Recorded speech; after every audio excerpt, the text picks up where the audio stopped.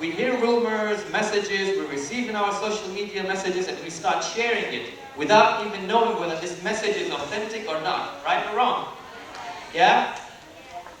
And not just that, but even if we have questions and other things, we just take it without asking further about it.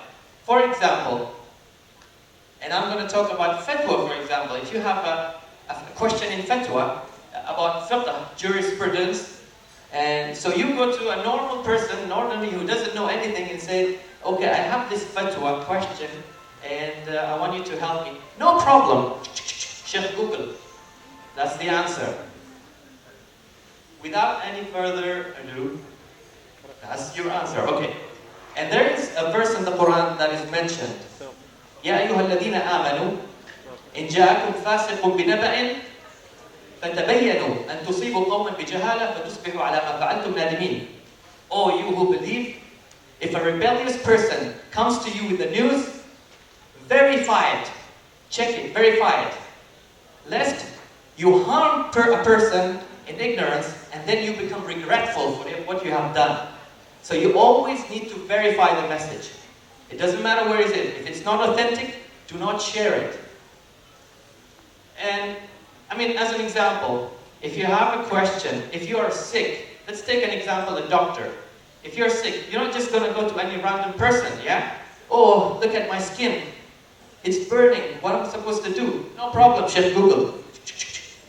You can take an ice bath 3 times a day for 7 days, you'll be fine. No. Where do you go? You go to the doctor, right? And not any doctor, because there are 2 types of doctors. There is the doctor, and there are some doctors. If you know what I'm talking about. You go to that doctor and say, hey, I have headache. Take Panadol. I've got diarrhea. Take Panadol. My wife is pregnant. Take Panadol. And the life goes on and on. So you go to the right person. وَاسْأَلُوا أَهْلَ الذِّكْرِ إِن كُنتُمْ لَا تَعْلَمُونَ. Ask the people of knowledge if you do not know. True or false? Okay. If you don't know, that's the key. And there is no harm in saying, I don't know. Even the angels said that. When Allah asked them, okay, I want you to name this for me. What is it? سُبْحَانَكَ لَا عِلْمَ لَنَا إِلَّا مَا عَلَّمْتَنَا. Glory be to you. We have no knowledge except what you have taught us. So if they're not ashamed, then you should not be ashamed if you don't know the answer.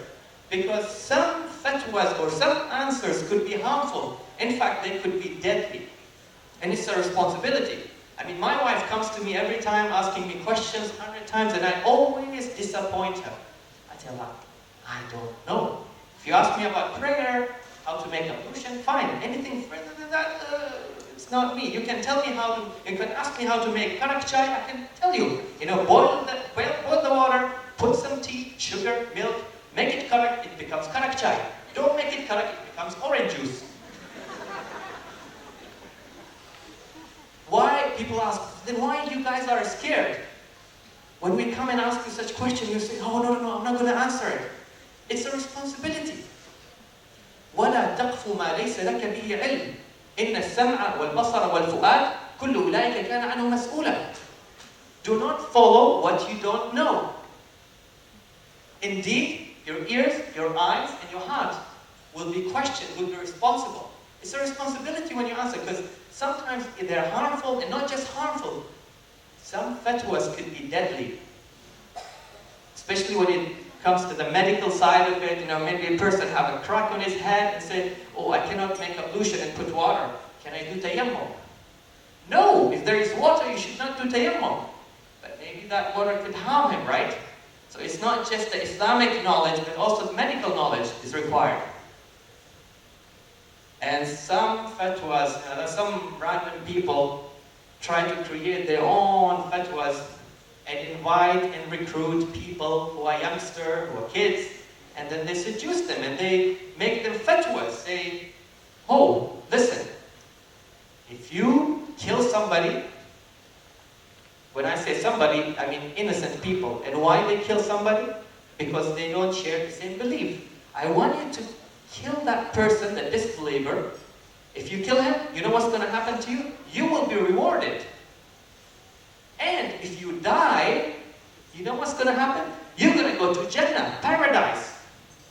And you know what's going to happen in paradise? You're going to get whatever you want, including pretty and beautiful, whatever. It's a family show, I don't want to share it. But you got the point, right? So they take those youngsters and they seduce them. Why? Because they have no knowledge about religion whatsoever. Have they read the Quran? I don't know. Maybe. Maybe yes, maybe no. If they read the Quran, did they understand exactly what's mentioned in the Quran? Because if they understand what's in the Quran, they should know that من قتل نفسا بغير نفس أو فساد في الأرض فكأنما قتل الناس جميعا ومن أحياها فكأنما أحيا الناس جميعا. Whoever kills a soul, unless for a soul or corruption in the land, then it is as if he has killed the whole mankind. And if he has saved a soul, then it is as if he has saved the whole mankind. And that is Islam. It's not about killing, it's about being peaceful.